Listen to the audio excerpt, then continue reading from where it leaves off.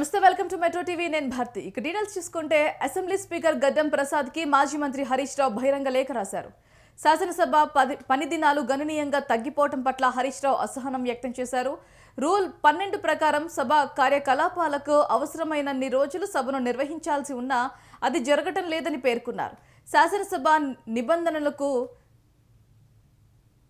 తిలోదకాలు ఇస్తూ అసెంబ్లీ ప్రతిష్టను దిగజారుస్తున్నారని విమర్శించారు. 2 ఏళ్లు గడిచిన హౌస్ కమిటీలు ఊసేలేదన్నారు. ఎస్టిమేట్స్ కమిటీ చైర్మన్ రాజీనామా చేసినప్పటికీ కూడా ఆ కమిటీని తిరిగి ఏర్పాటు చేయలేదని గుర్తు చేశారు. డిప్యూటీ స్పీకర్ నియామకాన్ని గాలికి వదిలేశారని, ఫిరాయింపులపై సుప్రీంకోర్టు తీర్పును బేఖాతరు చేస్తున్నారని ఆరోపించారు. రాతపూర్వక ప్రశ్నలకు సమాధానాలు ఇవ్వటం లేదన్నారు. తక్షణమే అసెంబ్లీ నిర్వహణలో దిద్దుబాటు చర్యలు చేపట్టాలని హరీష్ రావు డిమాండ్ చేశారు.